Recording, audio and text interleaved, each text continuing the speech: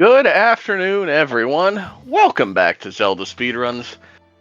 For today, we have the Losers Bracket Finals of the, wow, I can't even talk, Wind Waker Any Percent No MSS tournament between Aloakirby and EJ125. Be a best of three race here for you. Joined on comms today by Gabity and Haley. How are you two doing? Hi, Cubs. I'm doing good. How are you? I'm awake, and that's as far as I'm going to go today. Yeah, same. Yeah. Well, I will hand it over to you two, and we will get this race underway shortly. Great. Thank you so much. Yeah, welcome to yet another WaveCrash best of three. This is losers round 6, like Cubs said. And so we're kind of nearing the end of this beautiful tournament that we've had going on since late November was when we started the seeding races. So it's been a few months in the making. And so a lot of these runners, because of that, are like really great at this category now. When we started this tournament, I believe the world record was around a 118, but that's been since pushed down due to the tournament to about a 114. So actually, I'm just going to fact check myself about that. But the point is, the record has come down by like several minutes. Okay, 113. A 113.35 is the world record. So, yeah, the TLDR is that these runners are really fast. So it should be great. Thanks for the info, Halcyon Haley. Oh, yeah. You're so welcome. Are we live? Are we going? Yeah, we're oh, let's go. Listen, I got the KFC secret recipe fries right in front of me. I just had a spicy KFC chicken sandwich. I'm kind of ready to go. I'm ready to roll. Dang, yeah. These great runners go. See, I usually don't eat in my room. That's why it took me a little bit to get here, but I'm making something for the fries. I got a plate going. I'll get a napkin later. We're kind of jamming right now. Oh, hell yeah. I've got my water. I don't quite have the same level of preparation as you, but you know, I'm ready. No one can. I'm kind of built different like that. So. That's true.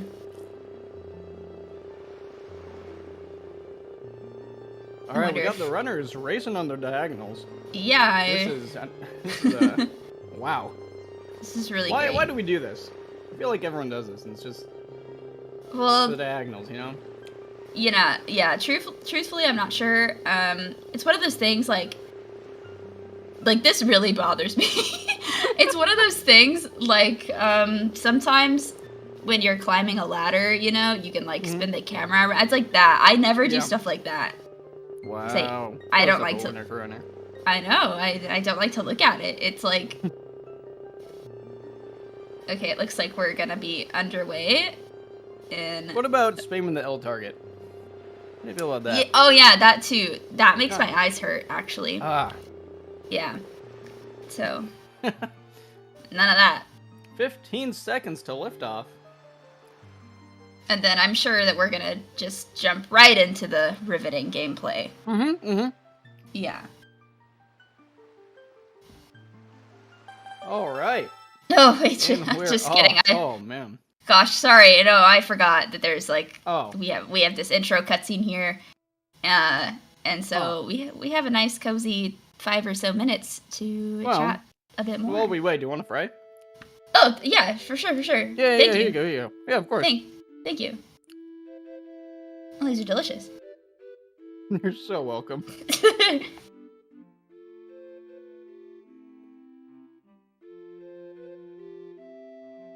Yeah, so a quick note, just in case people, you know, aren't familiar with the game, or even if you are a little bit familiar with the game, Wind Waker is pretty confusing, to be honest. A lot of the tricks are really visually confusing. So if anybody has any questions, feel free to shoot them at us, and we will be more than happy to answer them.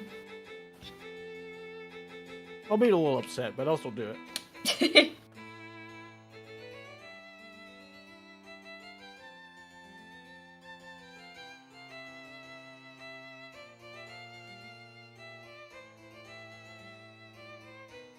But I'm learning so much right now. Yeah, I feel like this intro cutscene is like really informative. Especially being able to read it. Right, yeah. But you can't you? Oh, yeah, totally. Can you sound it out? Let's see. Gotta wait for a good one here. Gotta wait for a nasty line. I know they drop some bangers in here. Mm-hmm. Yushani yori Fuji raren takani mita. I'm too slow. Wow. Yeah, no, that was really good. Yeah, thanks. I wouldn't know whether or not that was actually what it said, but well, you know, you can infer. right. Follow Yakuza stream. You know what? That'd be kind of nasty. Hikachi. Alrighty. Fries downed. Pepsi next up. Incredible.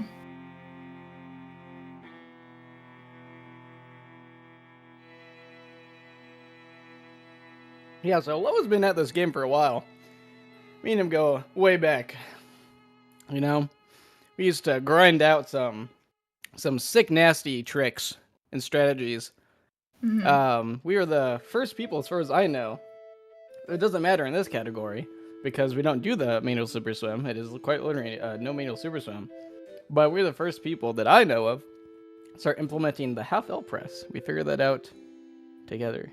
Oh, really? Yeah, Chad. Yeah. Well, he's I did really not know new, that. but he was there in that too. It could have been. Listen, the history's a little foggy. You know, people could have done it before me, just didn't do it. You know, a little foggy, but that was the first time I was aware of that ever happening. It was me and Aloha figuring it out. We used to do a lot of those little strat finds. Oh, wow. You see, Yeah, back it's when all I about... ran Right. It's all about who documents it first. Mm-hmm. So whoever writes it down, that's who found it. And then EJ, you know, Exactly. he's been, I'd say he's a little newer, but not new. He's seasoned. He's been through it. But he did, you know, came in rough and tumbled with this newfangled 80% stuff with actor unloading, which is also banned in this category. So, you know, we kind of got a battle of the ages going on. A little classic Zoomer versus Boomer showdown going on here then. You love to see it, absolutely. Aloha is really funny because I always think of Aloha as like the new prodigy kid coming into Wind Waker and just tearing stuff up. But that was now, what, like 6 that years was a ago while. or something? Yeah, Aloha is kind of the boomer now. And I always still see Aloha as that one kid that just comes in. It's like, God, how are you so good so fast? But, you know, it's kind of been a while now. Well, he still kind of does that. He does still kind of do that. Just not being new anymore. Right. But he's newer to this category. Yeah, that is very true. Although, Hello is seasoned with Outset, and that's, you know, kind of a big part of this category. I see. You're absolutely right. Mm. EJ, what did he do? He had to learn from the ground up. He came into Noms with a bit of any percent knowledge, which obviously transfers over. But yeah, Outset was... Yeah, Outset's gone. Rough at the beginning. Alright, we got a solid double side hop, and we're going off. Yeah, and you'll see now, especially like this late into the tournament, these runners have like a lot of things really ironed out, and so we'll probably see some neat little tricks here on Outset, even though it's kind of like our little glitchless segment of the run. Nice little roll there. So 30 minutes in is when we get the Wind Waker, and that's when the run will completely change to be like more glitch heavy, but for now we're just gonna do some movement optimizations and some like small little tricks, but nothing too crazy. Yeah, like you're saying, the small little trick on Outset, a lot of people find really boring, and it's because it kind of is at some points, a lot of little cutscenes. But in every single segment, there is like one tiny or like two tiny little optimizations you can make that make the Outset really, really fun to actually play. Because and everything by the way, only saves like 2 to 3 seconds each little trick, but you know, we add those up, and you can end up saving like 20, 30 seconds over like a normal outset if you do everything like really well. Like right here. So there is the only instance where we can hit start, and then our cursor is already over the save button.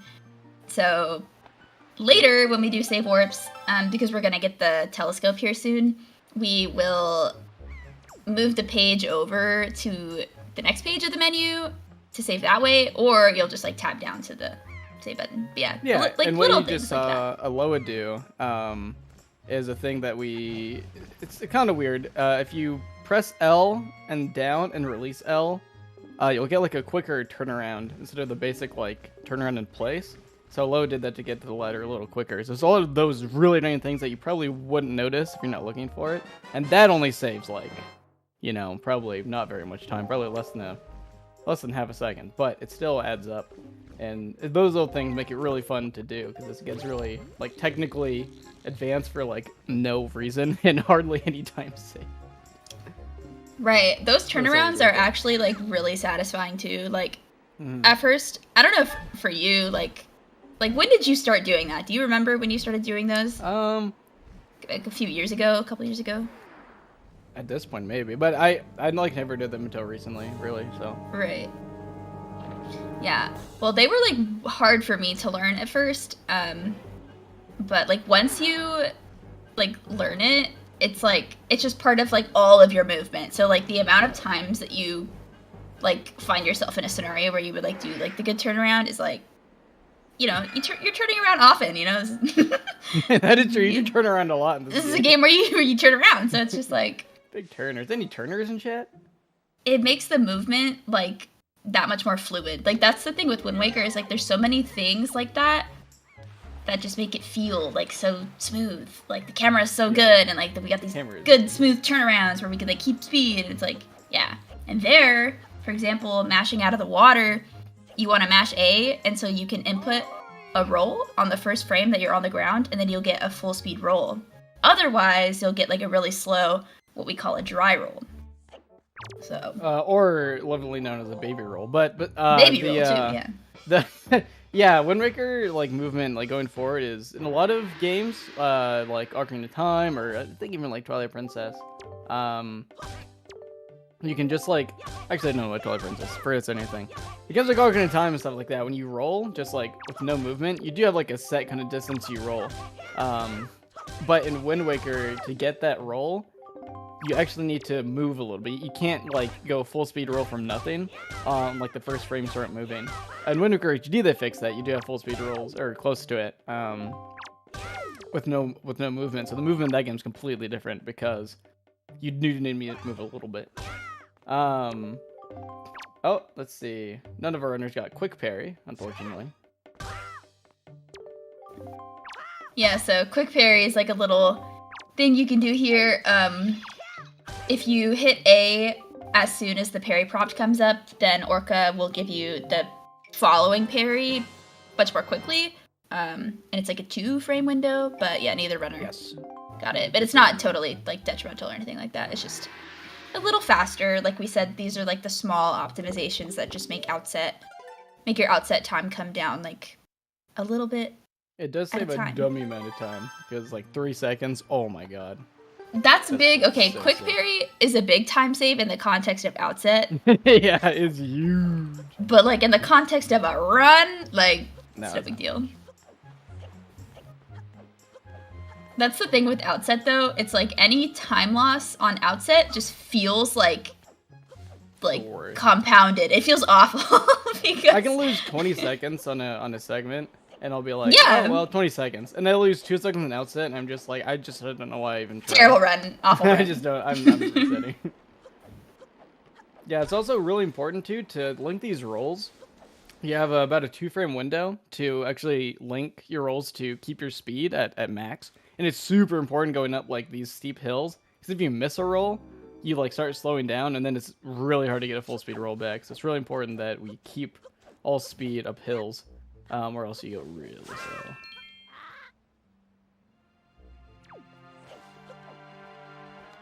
Next time a runner gets a baby roll on accident, I'll make sure to point it out. Good. Oh, EJ gets 2 big rupees. Oh yeah, Alola yeah. not doing a quick spin. I feel that though. That happened to me both. I think almost every tournament run. Oh only yeah. got 1 instead of like 4. See if they go for the parry, or not the parry, the combo. Oh, they're both going for the combo. They both get it. Ooh, spicy. I think it was the first time I've ever seen that on a tournament. I think so too. Wow, that's actually that was crisp. The fact that both of them got it too, like, and they're so synced up now. Yeah, it's so synced. Wow. Yeah. So there's like really a cool combo that you saw both of the runners do on the bokoblins there that makes that fight like so just crisp. This is very crisp. And it's trickier than it looks. Like, you have to hold like your control stick in like a certain way. You have to like mash at a certain time. You have to like take a precise little step forward. It's like a whole thing. Yeah, And- because the bokoblins like move of their own volition, and then so if you take too long, they're gonna move out of position, and then they can move Right. randomly. So you need to get that perfect timing where they don't move enough for it to matter, but you also need like correct angles. It is like way harder than it looks, but once you get it, it's like pretty consistent, and it feels really good to get. Right. And if you And mess even- it up, you lose like 10 right. seconds. Exactly, because like you just like maybe don't kill one of the bokoblins, and it's like a Yeah. quick spin, and then you're done anyway. So it's good to learn. More cutscenes. All right. Yeah. Man, it'd be a shame if we didn't get to meet up with our sister right now. Oh. Wait. Don't tell me. Errol. Oh. But don't worry, that's not the last time we'll see Arrow. Stick around. To be continued.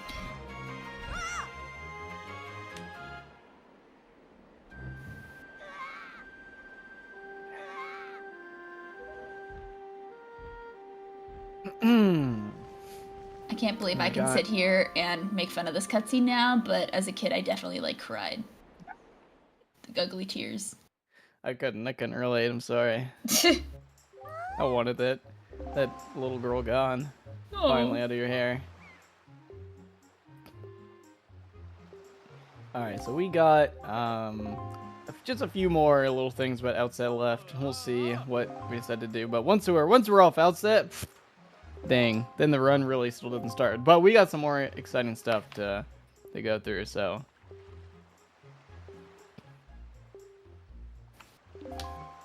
We'll see who gets the first frame backflip off Grandma's porch.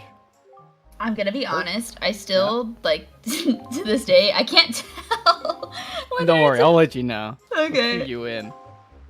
It's just like, yeah, I don't know what to look for. I know what the first frame backflips look like in other places, but here it's just, I don't know, something about Yeah, the it camera. doesn't hit. Yeah. I feel it. Okay. I just mash for it because I know it's a thing, and I'm like, I wonder if I got it. Oh, this is a cute little jump slash here. nice. Oh, they They both got get it! Nice. Man, this Outset, I feel Evenly like, is matched. great, like, foreshadowing, I feel like, for the rest of the run. Like, Yeah, I they don't are want to actually jinx just it, but, Neck like, and neck. right, backflip time. Both of them got it. Both of Both them got it? No. Oh, I don't neither, think got neither. it. Yeah, Oh, okay. neither.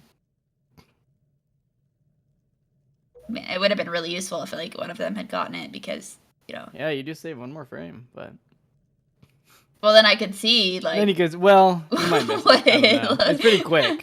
You gotta be watching the right one. Mm.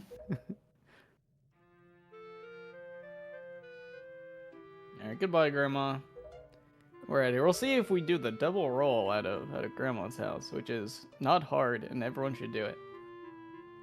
No, yeah, Let's I see. feel like it used to be a really big deal, like, Aloha does one, oh, EJ let's does go. two. Go, EJ. Alright. Aloha had the strat exiting Grandma's house, but Yep. EJ's not far behind. Yeah, both of them still finishing pretty, Oh, that's so weird. Look at the what's lowest up? split timing for Outset. He splits on the gong of the ship. Yeah, Oh, wow. that, it's whatever makes him happy, That's wild. I just think that's wild. I appreciate it that we're getting some differences, but I just never seen that in my life. I feel like I knew. I've been told before. I've witnessed that before. So I'm not as I'm a shook. virgin to this, so Wow. I am shook.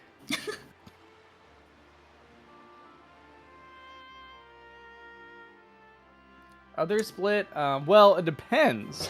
So, you either split on outset where you leave, so when you finish, close that text box in Tetra, and the string goes dark, usually split on when it goes completely black. But some people opt to skip outset split and just split when you get the spoils bag, which is what I do. But some people are just crazy, like EJ, and split on outset and spoils bag, which is just, I think it's a offense to nature. Like, you shouldn't do that, but here we are. Well, he's trying to reconcile the two groups because, a lot of the time, it's useful for us to split at, similar or, the same times because we want to, compare our segments to each other. And so, for example, EJ, added spoils bag, I'm pretty sure. Or, no, he added outset because he wanted to compare with, other outset times. So we can figure out, where we're losing time and for, just segment comparisons. All I'm saying is if you have both outset and spoils bag splits, that means you're already putting in, you're manifesting that you're going to fail something between outset and spoils bag, which is only a ropes game. So you're literally manifesting that you will fail something in a ropes game to lose time. So I'm just not about that. Or you're trying really hard to optimize your movement during ropes 1. You know what? I didn't think of it like that. That is very true. I was able to go for the side hop today. Yeah, you could say oh man, you know what? When you put it like that, sorry I even mentioned anything. Look at him go, hop on those ropes. These ropes are way jankier than they look. They're awful. Aloha does a side hop. EJ doesn't. Let's go. Oh. Good. No fails. Yeah, the side hop looks deceptively easy because it is just a side hop, but sometimes it's hard to tell if you can make it on or not. And there's some angles that you can go off the rope that just don't land on the platform, and you just go to the bottom. So yeah, you have to decide as you're jumping off the last rope, does it look like I'll be in a good spot for the side hop? And then you just gotta have a little faith, and then you go for it. And sometimes it works out, and sometimes I don't either. I think I've done it maybe once. Because I was like, oh, for sure it'll work. Usually I'm more of a careful Wind Waker player. Yep, and then we'll look here. These runners really want to get on this ladder as fast as possible. So Aloha has a pretty good one. EJ went a little far out, but I think it should be fine. Because we're trying to get fast lights here. Which the light cycles, or the searchlights you see in the background in Forsaken Fortress, are constantly moving. So even in this cutscene, the position of the lights when you land in Forsaken Fortress depends on how long you spend out here still. So it's always on a constant cycle. It doesn't start when you get in. It is as soon as you enter this world. So there is a specific timing that if we go fast enough to get on the ladder and then mash the text good enough, almost perfectly, we can get a really, really, really fast light cycle that allows us to get the rupees we need and clear the stairs before the searchlight can catch us without waiting at all. This light cycle is only possible on the Japanese version. Well, it might be possible on another version, but compared to English and Japanese, it's only possible in Japanese because the text is so much different. It's faster, but it's different is the meaningful part of it. So because it's so much faster, we can get a different light cycle that's way faster than what you can get on English. And it's pretty precise. Yeah, so between now and when the runners go for it, if they make even a small error in movement, they might just decide not to go for it at all. Yeah, Aloha is pretty low on rupees, so I'm assuming they're still gonna go for it because it's fast, but 23 is pretty low. Yeah, I feel like most people just accept that they're gonna farm on Windfall. Yeah, it's true. Do you think it's better to get the greens here then? Usually not. It's like I struggle with it because fast lights does save come at a dummy amount of time. Yeah. It's like But 10 if seconds. you get bad RNG on Windfall, I feel like you're losing way more than that. Yeah, you have to roll like really far out of your way. Like especially if the third pot is like a green, then you have to go like to the docks. That's crazy. Definitely Did that That'd be weird. That would be so weird. Crazy, right? Yeah, so sometimes like 26 is kind of like the average what EJ has, and low is a little low, but he's just going for it anyway, yeah. Because I went for the greens when I had like just straight 20, I think. Yeah, and it looks like they're both just gonna get it. And you notice Link is just kind of going through the spotlights. Don't worry about that, that's fine. Yeah, they both had room to spare. Yep, that's good. A little window jump. Beautiful. Wow. No tutorials in today.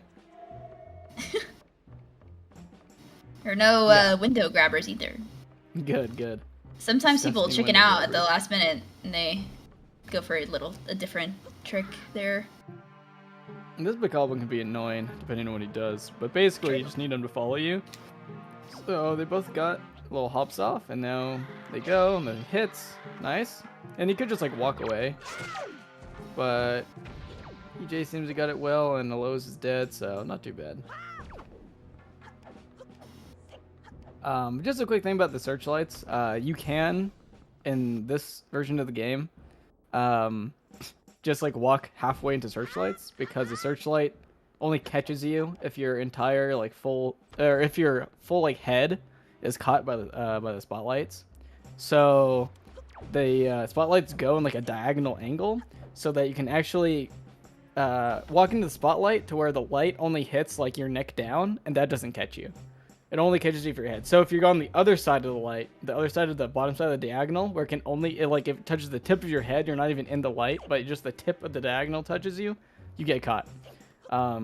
It's only in this SD version of the game that we can manipulate the lights like that. So we do a lot of light cutting when we can, like you saw in the fast lights.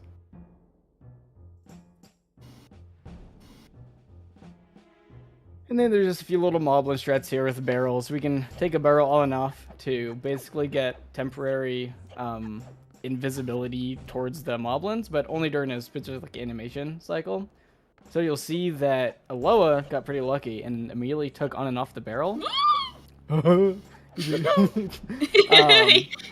he just went, but EJ actually walked a little bit. That's because the moblin was sniffing, and the sniffing moblin kind of doesn't care about your barrel stuff, your barrel glitches.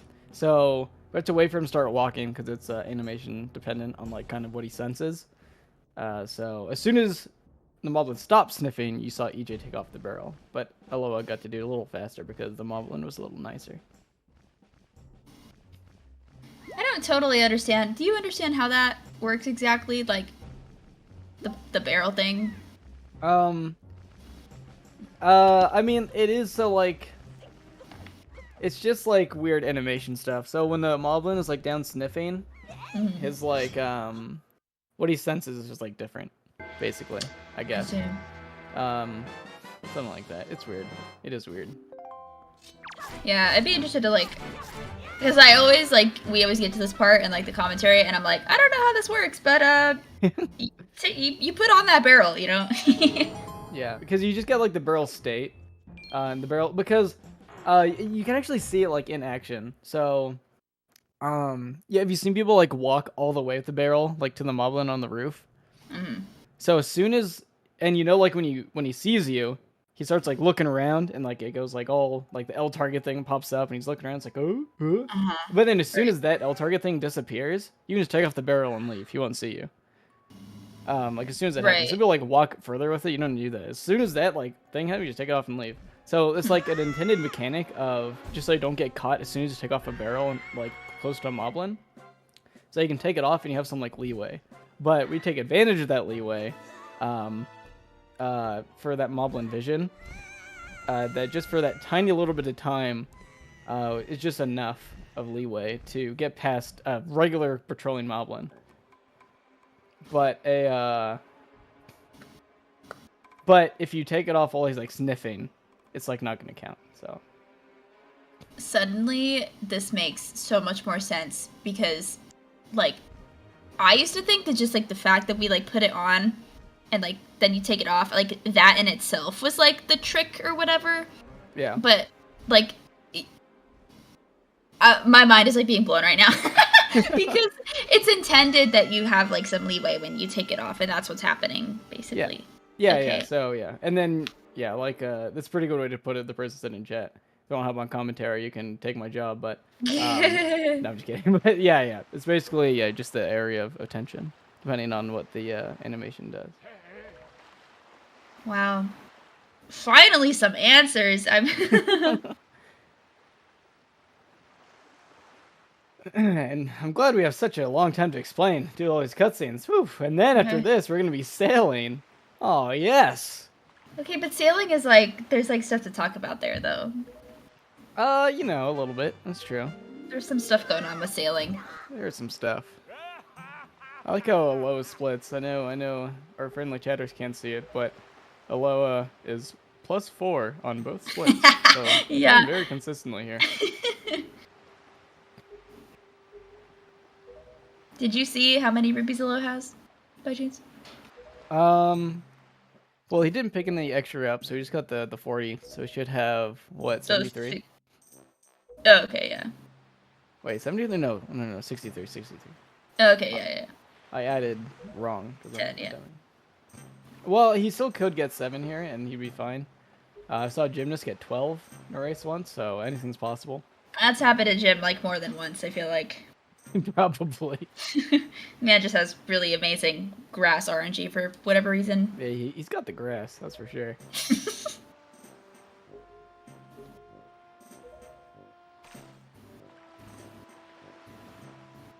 Yeah, we do rely on a lot of just random RNG to get rupees at the start, just because it's the fastest thing to do, and it usually works out, but...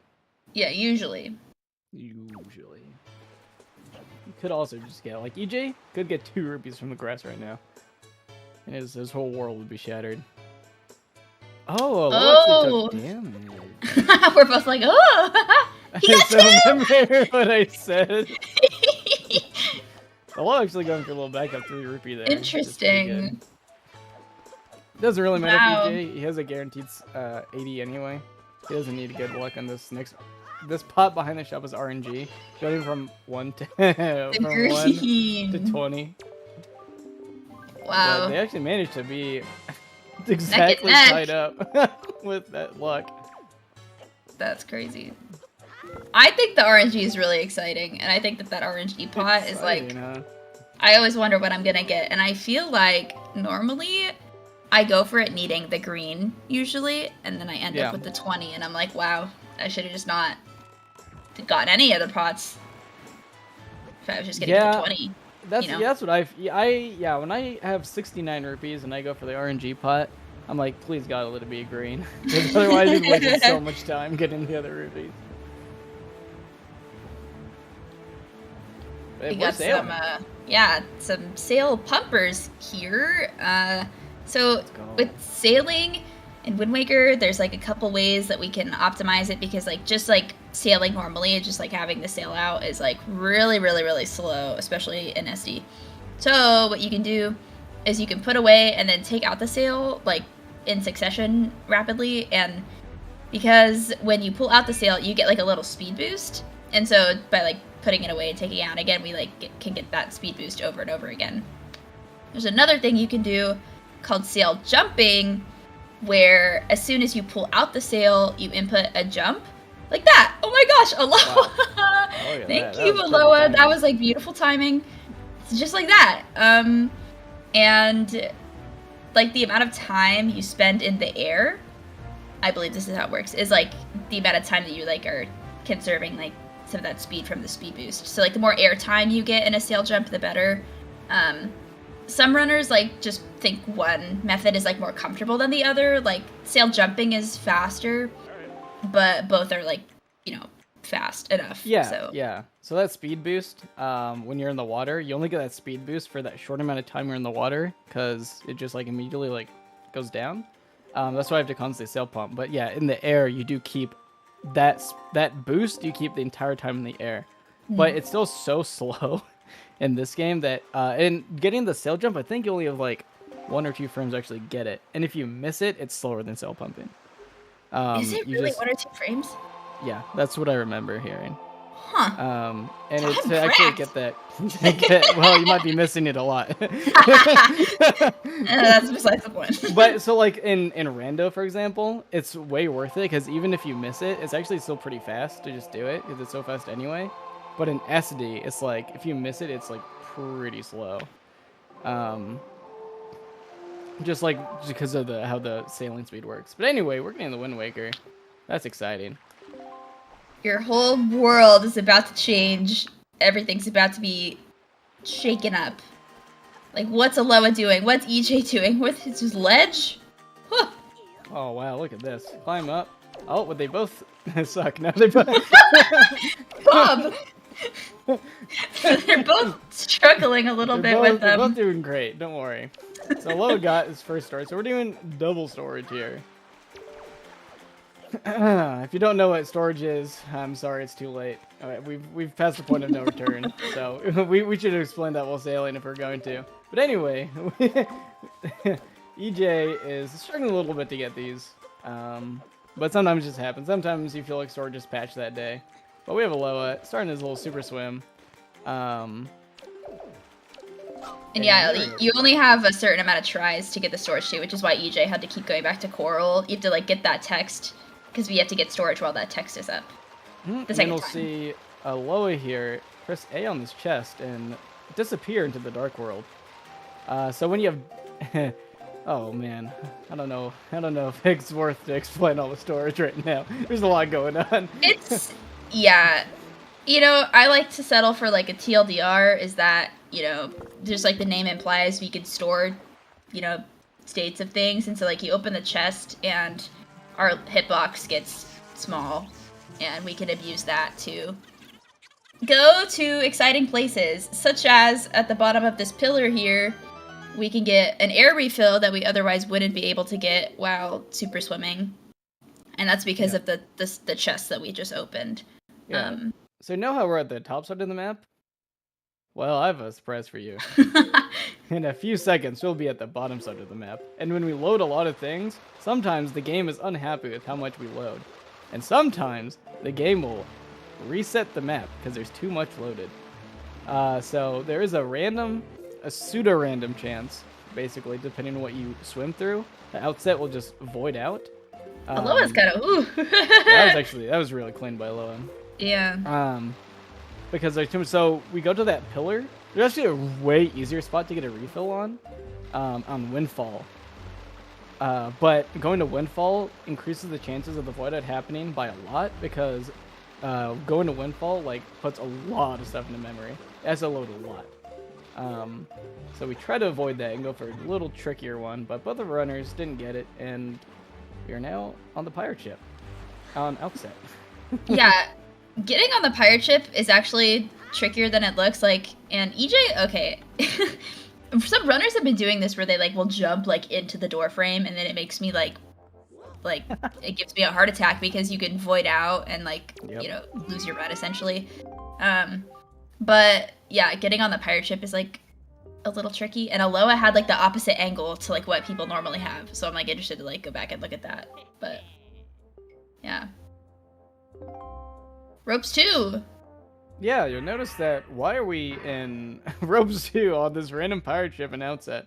So when you spawn on Windfall, the map is in actually a different state than it usually is, where the pirate ship is just on outset. It's a different layer. And if we void out, if we open a door, if we manage to reload the ocean in any way, shape, or form, this is why we cannot, well, one of the many reasons we can't get the void out on outset, is because as soon as we reload, the layer will change to the standard sea, which does not have the pirate ship. And as long as we have the Gossip Stone text from Forsaken Fortress 1, as long as we cleared that, the next time we're on this pirate ship, it'll be Ropes 2 Bombs minigame. So we don't need to activate Endless Night, and we can get to the pirate ship, and now we get bombs because of that.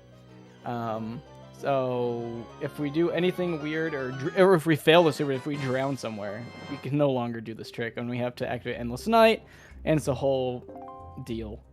But luckily, we didn't have to do that this run. Yeah, it's actually interesting, like, people will sometimes be like, wow, learning this run must be, like, really confusing, like, learning all this, like, this route. But actually, once you understand even, like, a little bit about Wind Waker, like, the route becomes, like, pretty intuitive, to be honest, because there's only, like, certain things we can do at certain times. Like, yeah. You wouldn't, like, go do something out of your way, because, like, you needed the stuff from, like, the previous segment to, like, do the stuff in the next segment, and it kind of, like, all builds on each other, so, yeah. Yeah, I think they had a shadow patch for Wind Waker today that made storage, like, half a frame to get or something. Seems a little harder. Well, maybe not for her. You know what? And then run out. You just got the patch. Okay, what EJ did there, like, I didn't see how Aloha entered the water, but, like, how we oscillate in a super swim is, like, has something to do with, like, animation frames, and so, like, if you enter the water in a consistent way every time, which is what EJ did, then, like, you will consistently oscillate in this swim, like, back toward the refill, like he just did, and then now, like, oscillates away from the island. So, like, as chaotic as, like, super swimming and upcharge, like, looks, there's actually some pretty cool, like, Wind Waker scientists that have, like, cracked the code and figured out how things work, so. There is a lot of consistency in super swimming. Oh, take a look at Aloha right now. Doing a fun little camera watch strat. Now this is cool. Yeah, so and this is just EJ's just going for the alternate method for Beetle, and Aloha's just gonna go in there, save some time with the little swim. Incredible. You'll likely see EJ start taking damage from Octorok. You can do that with a super swim, but it's really hard to actually, there's a really tiny spot that you can actually walk onto this strip of land that EJ's like right here. So that's only a really tiny spot between going into the loading zone and going down the waterfall. So that's really hard to get consistently from a super swim. So Aloha opts to go for the super swim and just damage out my bombs, which is only like a fraction slower. But the super swim is much faster. So overall, like, it's worth it. But EJ didn't go for it, so it's just faster to take damage from the Octorok instead of wasting bombs. And right, like, and with the ledge clip too, like, you take, like, the first quarter heart of damage, like, from the bomb that you used to ledge clip. Like, Aloha, like, got hit by the bomb, but that was on purpose. Right. Now we have Deku G cutscene skip, which is a very consistent trick until it's not. Yeah, essentially. But it looks like Aloha has shoes on the right side, which is what we want for this setup. Sometimes that won't happen, and that's, like, bad. But we're okay so far. We'll see what happens to EJ. And we need to damage down because we really want to do a zombie hover. So since we use so many bombs here, we're kind of taking advantage of that effect as well. Since we want to die. Alright, we got and some. There's a bunch of really weird strats to get the shoes out of bounds. They're all weird. Yeah, this trick is really weird. Yeah, so see, Aloha's going to take his last bomb damage from pushing that shoe out of bounds. He's going to take another quarter heart of damage from getting crushed by the Deku Chin. And he'll be at a quarter heart, perfect to start doing hover. There's also a chance that the Chew just takes a really bad direction on voiding out. So we push these Chews out of bounds, and we wait for the last one here, because it's usually consistent. Okay, Aloha got it. So that's good. The Chews, like, go far, and then they fall, and then they despawn out of bounds. And that's usually consistent on their path. But if they have a really dumb path, sometimes it could be frames different. EJ missed will walk. Well, he's now watching a cutscene. Okay, yeah, so this is the cutscene that we were trying to skip by, like, doing all that crazy stuff with the Chews and with storage. And it's long. Like, you lose, like, what, 2.5 minutes or something like that? It's pretty rough. Getting the cutscene, yeah, it's really rough. Yeah, because, like, you see Aloha is, like, already doing his leaf hover. Yep. And is going to be out of here while EJ is still probably, like, starting his hover. So yeah, that happened because when EJ went to walk forward toward the Chin, he like I think that he went too late or like was standing at a bad spot and so didn't get crushed. Yeah, I didn't as see the jet came mistake, down. so I was watching his screen, so yeah, it was just like, yeah. I just saw him get squeezed out. Like bad timing, bad position, because it didn't look like the visual cue was like visible. right. Yeah. But yeah, Aloha had a clean leaf hover. Nice, nice. Yeah, it's pretty unfortunate because it's pretty hard to be in the wrong position for that walk method. But sometimes you will just be like, because it's so lenient, sometimes you get a little lazy, like, oh, this will be fine, and you need to go quick. Because as soon as you push that chew last out of bounds, and now I'm just bad. Let's go, EJ. So as soon as you, as soon as you push that last chew out of bounds, you're on a timer. Because now you're fighting the clock with that chew voiding out to start the cutscene, and you getting crushed. So sometimes you just take a position pretty quick, because you're like, it'll be fine. And you just need to do it so you can get in, you know, right angle, right position, right timing. And sometimes you just go something that's barely not good enough. And then that can happen, so. But we have more super swims. Loa had a pretty good double storage on Beetle. That storage is annoying because it's basically random. The way storage works is you cancel the Wind Waker 3 frames before you hit the ground, so it's frame perfect. But with Beetle's ship bobbing up and down, that timing changes. And it's really hard to, you know, actually know when that actually time. You can't like really practice Beetle because it just oscillates. So it's not like random in the fact that, oh, it's gonna work, it's gonna not, but like it's not really possible to tell the timing on Beetle's ship bob. It makes it really annoying, but Aloha got it pretty quick, so.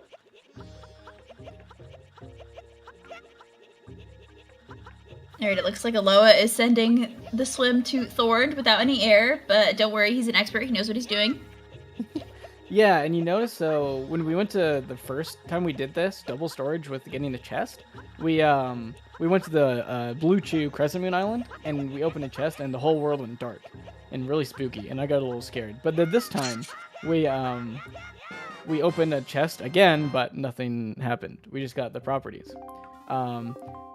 That happens because when we store a big chest that like darkens the room around us, like heart pieces or like maps, whatever, dungeon chests. Did you get the leaf? Yeah. Okay, he did. That's fine. Okay. I looked back and like, wait a minute. Okay, yeah, EJ's okay. He just normally we want to save warp while we're still in the zombie hover. You can hit the ground and die. It's just a little slower. He did that on accident, obviously. Yeah. So when we get a small chest like rupees, like that wooden chest that Aloha just opened, that doesn't darken the world usually, so nothing happens. But we'll see another Dark World Super Sim coming up as well with a really fun storage. So yeah, you can tell that EJ lost like 2.5 minutes to getting the cutscene because he's like a little more than a quiver split behind. And we just had Aloha get peg storage. Wow, he just got some refills. Got a little quick refill, a little sippy. Yeah, so you know that can happen like on like islands like where you will go to beach. Like sometimes you'll just be in that perfect spot where you get a refill, but you don't hit the ground, so you don't lose your speed, and it's like nice, you know. Exactly. Now you get to Private Oasis and like you're totally comfortable there. Nice. Yeah. Yeah, there's a lot of going in between just to get storages and stuff, because we need to be to specific islands to get chests, and you're really limited like on what you can use like storage with in a certain area. You can't just like take your storage and use it somewhere else sort of thing. You have to be very kind of specific, like how you do it.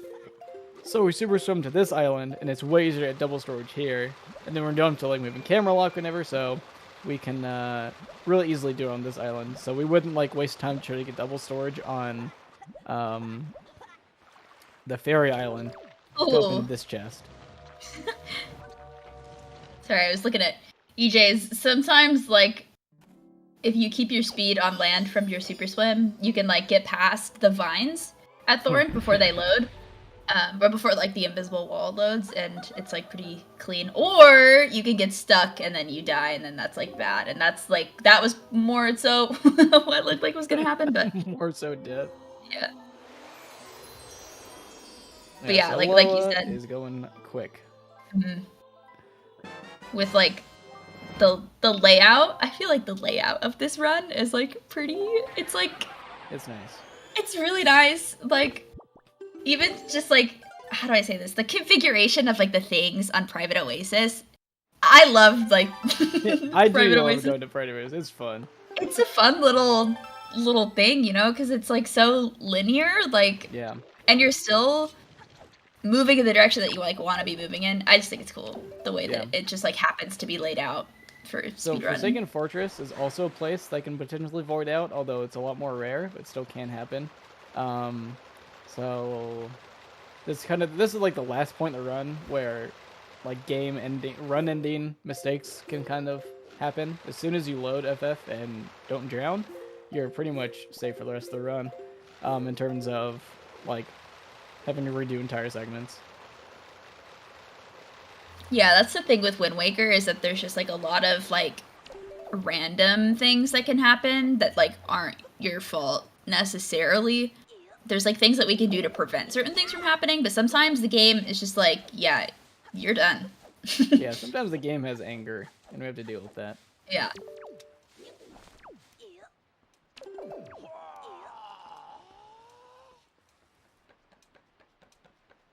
So Alola has a bit of a comfortable lead, but there are still things in endgame that can easily change. That. Yeah, 2.5 minutes definitely isn't end of the world to be behind an MSS. 3 minutes, you're pushing it, but 2.5, I think you're good. Yeah. Morths at the end of the run really can shake things up. So we'll see.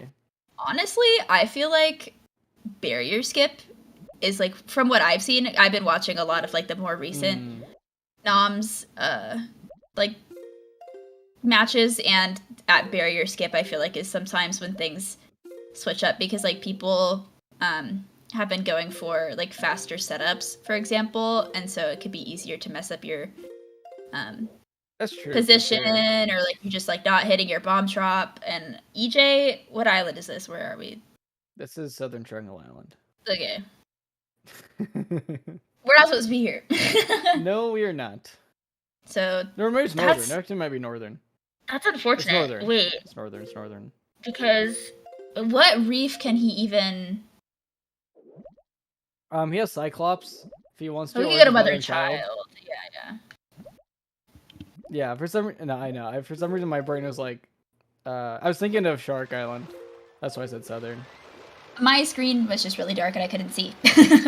Yeah. But we're fine.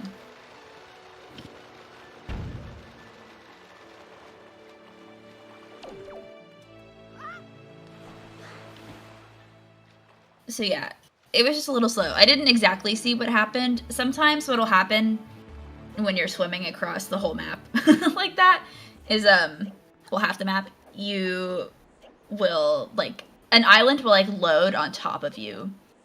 Yeah. And that's like you just didn't see it, you know. Or yeah, and it's really unrealistic to like navigate these small islands when you're going like over 1,000 units a second. Mm-hmm.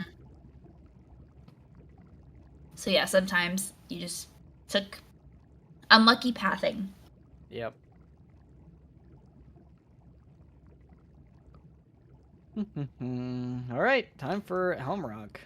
EJ entering the cutscene as Alola exits, but we'll see if Alola has a good Helmrock skip. There's a few things he could do, so we'll see what option he takes.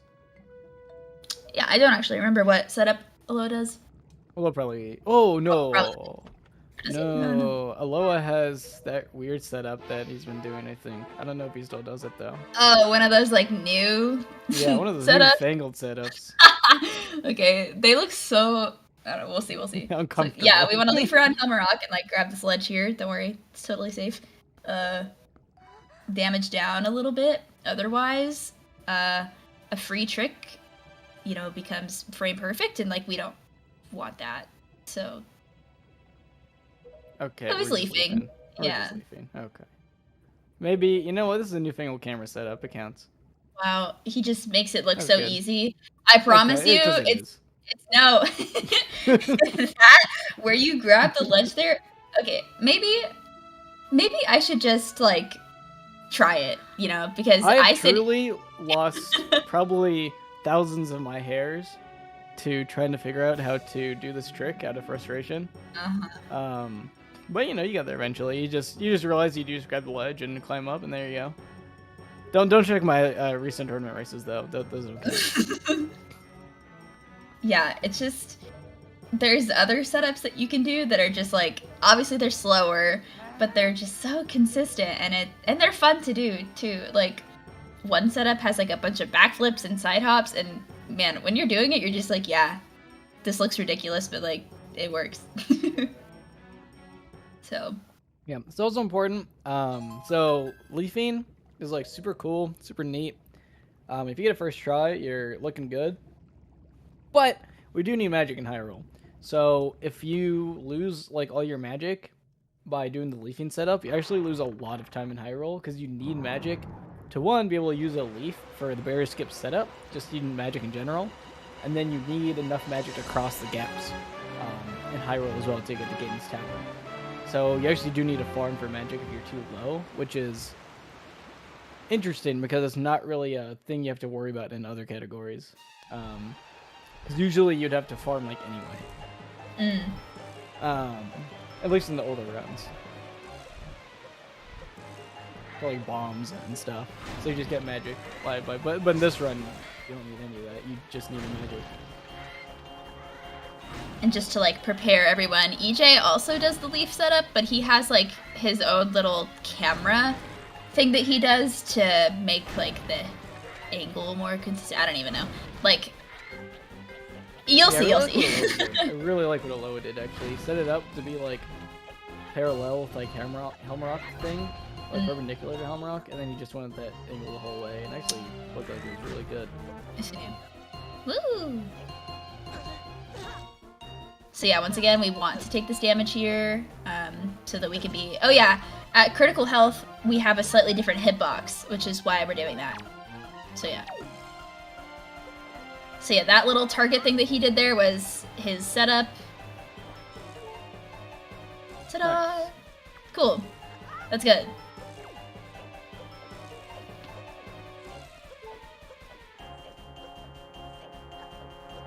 Alright, well, both our runners got that really well. We don't have to worry about magic in high roll. Yeah, so the only... the runners are both on, like, really great pace right now. The only... Well, the big thing, obviously, for EJ was, so far, Deku Tree cutscene skip. Otherwise, both runners, like, struggled a little bit getting storages, but, like, nothing else. Really. Yeah, it's been pretty clean otherwise, for sure. Yeah. I haven't been worrying about anything, and now I don't have to worry about anything else either. Unless I start feeling barrier skip. Sometimes you get hard stuck and that's life, but you know. Yeah. Hopefully our runners won't encounter that. I think if it did happen to somebody, it would more likely happen to Aloa, since they do the 9 side hop method. Which is a lot harder to do, whereas EJ usually does the gymnast setup with rolls, which is way more consistent, and then you only have to, basically, the only thing you have to worry about is pressing B at the right time to drop the bomb. Which, of course, you can still mess up, but... I don't know if EJ has been doing gym setup, actually. I feel like he switched he switched? He does, it's like 2 side hop. Oh, you're right! He does do that now. I forgot, yeah. It's been a while. You're so right. Which is faster. Yeah. I just know, you know, I have the information. Yeah, yeah, he does that, was he the one that did the 3 rolls instead of the backflip? Yeah, exactly. Okay. Right. I've seen that once. Seen him do it once, that's why. I'm so used to him just guessing up the gym setup. I think it's because, well, I don't know why. I don't know if it's, like, to make sure there's no, like, air, how do I say this? Like, moving in between inputs, you know? Basically your movements there have to be essentially frame perfect, so your position stays very consistent. Otherwise, side hops and backflips don't work very well. Right. You have to do it pretty frame perfectly, so that you have no like weird movement. So just rolling takes out a place of error, which is nice. And it's still pretty fast, so. Yeah. Faster than 20 rolls. Yeah, especially compared to... Okay, it's like 16 or 17, depending on how you're feeling, actually. Yeah, well, I rounded. You have, like, some creative liberty. Creative liberty, that's where you're gonna put it. Alright. Yeah. Right. And yeah, trust me, I tried with 15, and it just, like, doesn't work. I'll write that down for when I do it next time.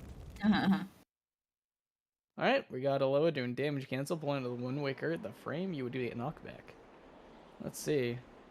Aloha's been doing this a lot, where instead of doing a side hop, he's just rolling. I don't know why that is, if that's like a controller issue, or if it's just a weird timing issue. But well, I imagine, like, because to side hop, obviously, like, you know, target A and, like, left on the control stick. I feel like it's because of his control stick input then, right? Because if he's hitting target and A, that's a dry roll, but then he's probably trying to be so fast with his, like, flick on the control stick to make sure that he's not moving in between the side hops. Oh, yeah, he's just flicking it. That makes sense. I can see that. But he is, after failing the setup once, he's just going to gym to set up. Which is pretty interesting. I guess they're just tired of that setup being inconsistent, and it's a pretty close race. So if EJ gets his barrier skip first try, it's actually going to be super close.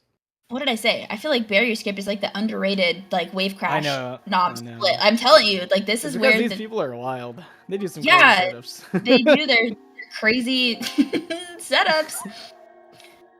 And so, like, even with, like, the consistent setups, like, they're not as practiced with them, too. So it's like... That's true, because they normally do, like, the fast setups, so... But yeah, so yeah, this is the dry roll setup that Gob and I were talking about, where you do about 20 rolls. I wasn't counting, I wish I was. Oh, and he's manually getting the angle. They should have done 15, I hope he did 15. No, he's gonna get it and just egg in your face. Aloha did 20. Oh, well. I see. No egg. Amazing. But there we go. Clip. Yeah. Little squeeze. Cool. So yeah, it wasn't as especially because his bomb drop was clean. So, you know. Yeah. First bomb. Some mess ups, but you know, otherwise. He came through. That definitely let EJ get a lot of time here. He does his little bomb drop thing. I don't think this has ever been timed, but I do like it. It looks faster. I don't know. You know, I feel in my heart that that's faster, but you know, show me the numbers. Yeah, show me the data. You know what I'm saying? Okay, that Aloha. There's like a little ledge there. I don't know if you guys saw, but like he went neutral, and so that's why he like fell. I don't think that. I don't think it's good, Nesty. There, I said it. Dang. Okay. I think you should hold forward and jump. That's my opinion. Well. Yeah. There you go. There it is. Write that down. And EJ doing his 2 side hop like variation. Okay, nice. That's Perfect. really good. That was beautiful. It's important for EJ to, like, you know, hit these tricks if he wants to catch up to Aloha, because look, Aloha's cooking. So Aloha just got the roll clip trial skip first try though. So exactly. That was good. Yeah, that was really, like you said, really important for EJ. Got a lot of save time here. So as long as he keeps pace, I mean, this is really, really close now.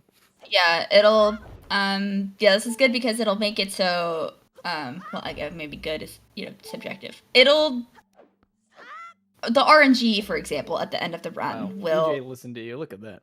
Sway a lot. And yeah, that jump, I think it's good in SD, nice, because... I don't even know if it's good in HD, to be honest, because you have to, like, well, for us, we have to build speed before we can roll again, so... Whereas in HD, you could just, like, roll right out of it or something. Alright, now we see Aloha. Aloha's actually kind of just guessing on which door to go through on these. And then we'll see if he actually gets it. It's like a 50-50. I mean, it only goes between a couple of doors, so we'll see if he actually gets it perfectly. I'm holding out for him, though. EJ actually going for the bomb clip. Trial skip here, which is a little slower by like 30 seconds, but it's way more consistent. Yeah, this is one of those things, like, I say this like every Noms tournament, you know, match, but like with Wind Waker, I think it's cool that there's like so many different setups that like runners can choose from, like depending on like if you feel comfortable enough to like go for the consistent thing. Like what EJ is doing is like definitely the consistent thing, and probably like over the course of all his runs is like gotten him more runs, like saved him more time, I feel like, in my opinion. So, no, for whereas sure. the roll clip, like if you're not comfortable with the roll clip, it's like really easy to just lose a ton of time to it. So yeah, and we see Aloa guessing correctly on those doors. So good job to Aloa. We'll see if EJ can do the same.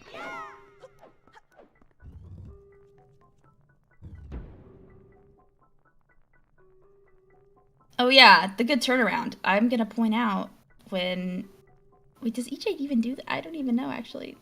You know, maybe I take that back. Like right here would be where we would see it. He Close, does. Close. Yeah, Yep. yeah. Good enough. Good enough. So like, if you are an astute viewer, you will see that he did a little back walk before turning around. It's just faster than standing still and then just holding down on the control stick to turn around that way, because you're like still for like that time that you turn around, whereas like if you back walk, you like have speed like while turning around, if that makes sense. And wow, look at that. Both of our runners got the maze. All right. Not every day you see that.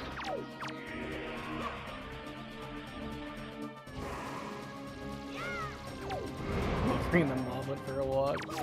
Sometimes you gotta take them out, you know. They don't get enough exercise in this little room.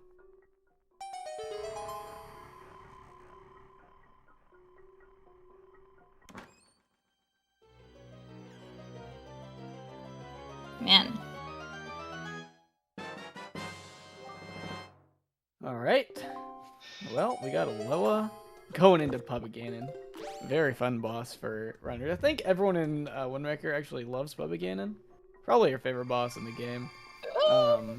And then EJ is right behind, just barely tailing. He gave the little sidewalk I've never seen before. Interesting.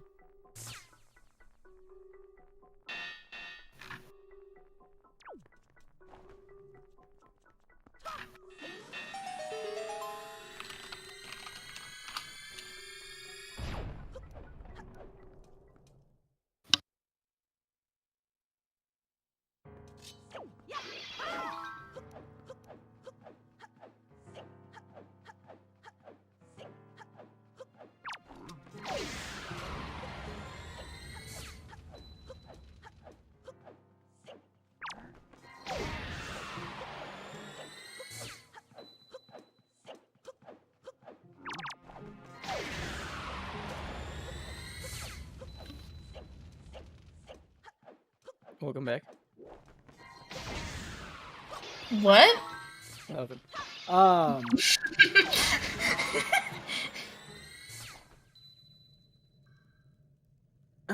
So Aloa, about to go into Puppet Ganon now, spawning up.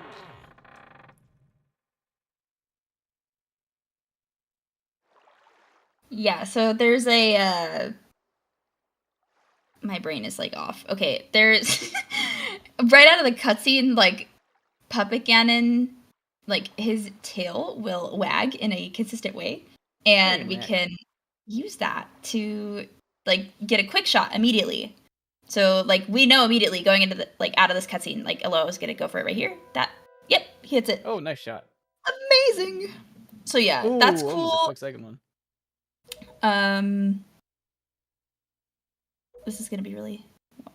Oh, I thought you said that he caught the second one, but no, it was close. I'm just crazy. Okay, good. And perfect. All right. Still not super the fast. worst. Yeah. Yep.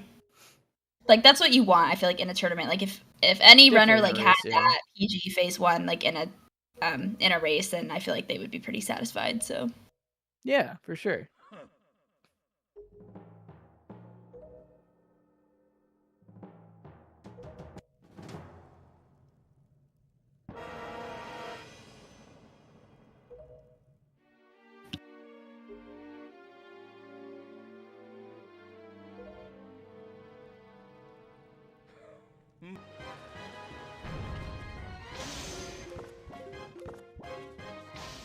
And then phase 2, we do a little tricky little crypt shot there.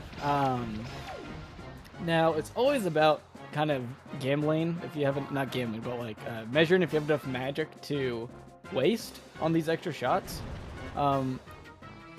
Because even though we can always do faster shots on Puppet Ganon, getting magic in phase 3, don't even consider it an option because it's usually not. It's really hard.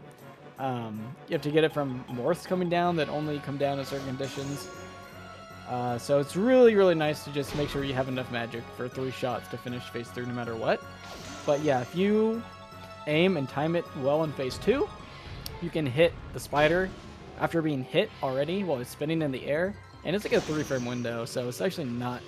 It's easier than it looks, but it's still pretty precise. And a really nice, just consistent phase 3 done from Alola. Taking damage there. We're not taking damage because no matter what, we want to do a zombie hover eventually. So we just like to take a lot of damage, and so like it's the same thing. We could snipe phase 3 way faster, but because we want to take damage anyway, if we get hit by Puppet Ganon with a bomb, it does half a heart, which is really fast since we need to damage down. It's the fastest way to damage down in this room otherwise. And EJ getting a spin on Puppet Ganon. A little slower, but still picked it up. So. Oh wow, Alola got a gold on Puppet Ganon. It's pretty good. Yeah, that was really good. Yeah. Finally, the moment we've all been waiting for. Woo! The RNG. Yep. So this is where Alola can either run away with the run, or it gets really close. So we'll see. Yeah, oh my gosh. I always get so nervous when runners start going for the RNG. So what's gonna happen is Alola is going to shoot a fire arrow through the floor, and it's gonna hit a morph, and there's a 1 in 3 chance that the morph will bounce as far as we need it to go to burn the pot lid.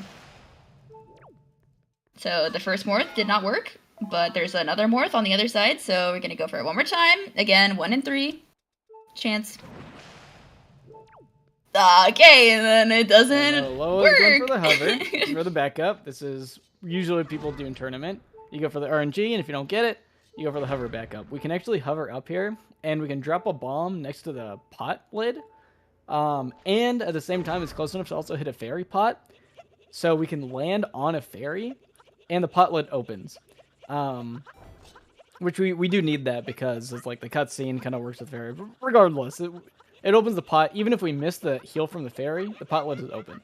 Now, failing getting healed by the fairy and doing it the other way loses a lot of time. But it's better than being stuck on morphs for like 10 minutes.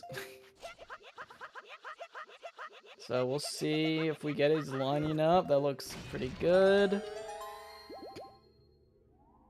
And we got it! Okay. So now we have to damage down with bombs, which is a little slower.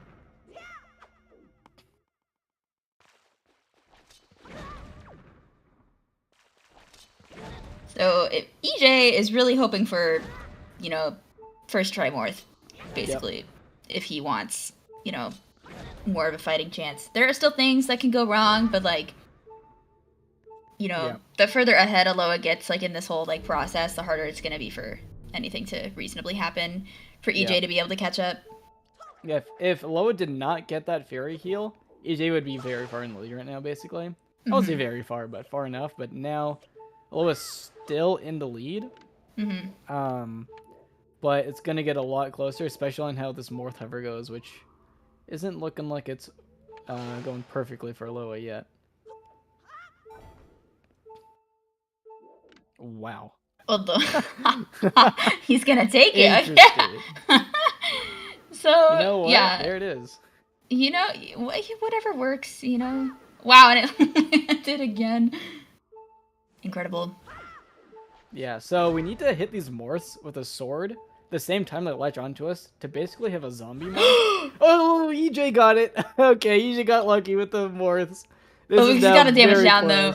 Yeah. Oh, he didn't damage down during the fight at all. EJ, no. What are you doing? He was trying to do the fight fast. I don't know. That's still good, but... So if Aloha is watching EJ right now, this is the part where, you know, any reasonable person with emotion would panic. So, I'm thinking well, maybe not Aloha's panic, getting but like calm and collected right now. I would panic. All right, Yes. there.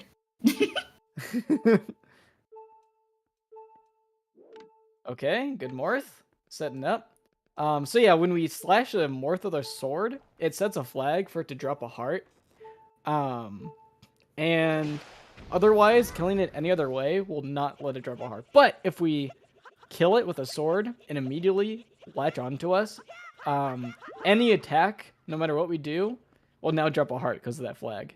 And Aloha is in. Very clean Morth ever.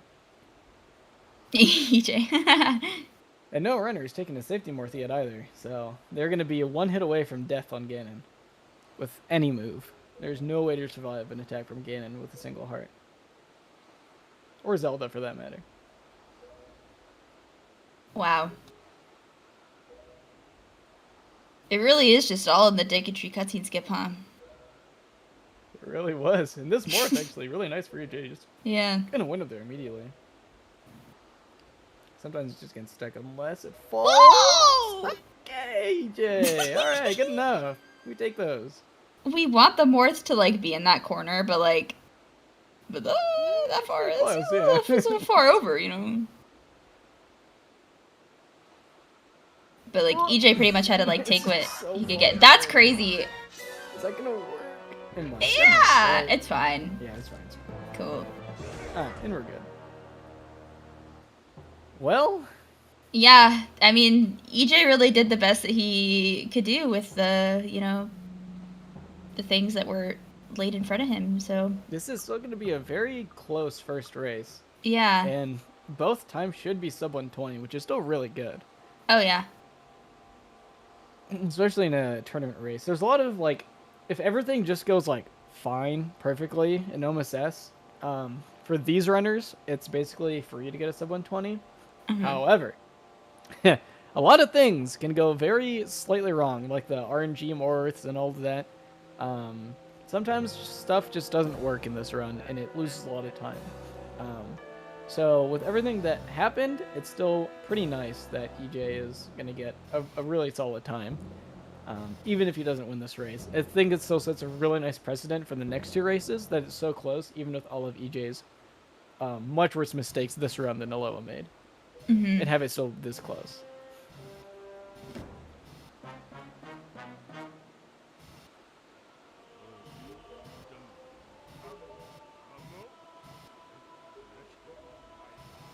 And yeah, both of these runners, like Gob said, that any hit from Ganon, obviously, like, you know, die, take a full heart of damage. But both of these runners are like really comfortable with Ganon at this point, and like it would take some like trolling on the game's part, I feel like, for something to go wrong here. Or like nerves or something, but yeah. So it can go wrong, but it's unlikely.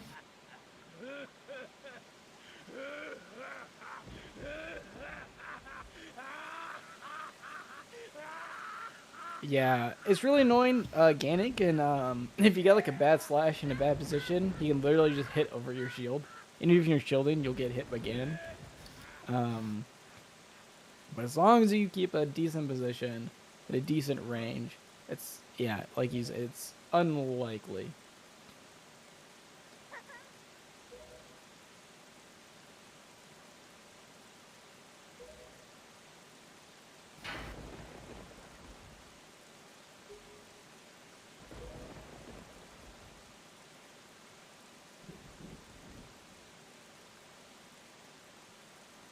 What's your favorite cutscene in Wind Waker in this run? My favorite? Yeah, your favorite cutscene. You just watch it, you're like, dang, I'm so glad I'm watching this cutscene instead of playing the game. Literally none of them. What? Okay, actually, probably this cutscene, because it's like a much needed break from like the stress of like Morth Hover. So yeah, I'm gonna go with this cutscene. Sets a nice tone. Well, hopefully I don't see that cutscene, so. Well, you know, some of us are better than others. Yeah. And yeah, Aloha is stupid. A good first phase. A really safe first phase, I should also say. Yeah. You can do a quick one cycle that's a little faster, but a lot riskier. But once you get past first phase, the fight becomes a lot easier. That first phase is really scary because it's such close quarters. You have to do things pretty quick to be fast. It's gonna hit the damage. Yep. I saw that coming. Yeah, my favorite fact about the Ganon cutscene is that the King of Hyrule just hover handing the Triforce. He never actually touches it. That's such a nerd thing to say. It's true. I don't know what to tell you. It's pretty far away. Alright, and that's gonna be the race for Aloakirby. Finishing Ganon as EJ starts. GG's, a 1:17.04. A really good race time. And EJ dies to Ganon anyway. Might have been intentional. He might have put down the controller, not sure. But he already lost, so not a big deal. Right. But that's only game 1. Oh and yeah, if the races are close to this, you're gonna want to watch. You're gonna want to watch and stay for possibly 2 more races. We all hope there's a game 3. I do. I'm here for the content, so you know. Yeah. Yeah. So the best of 3, especially. It is happening back to back to back. I think. I know at least 2 races. Yeah, I don't know. Actually, it's a back to back to back today. Yeah. I think it is, but yeah.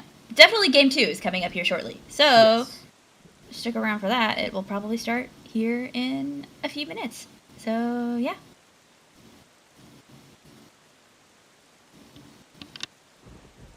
And I will be stepping away from comms for game 2, but don't worry, somebody's gonna come take my place. So yeah. Yeah. Here is we are gonna step away for a few minutes while we get the second race set up.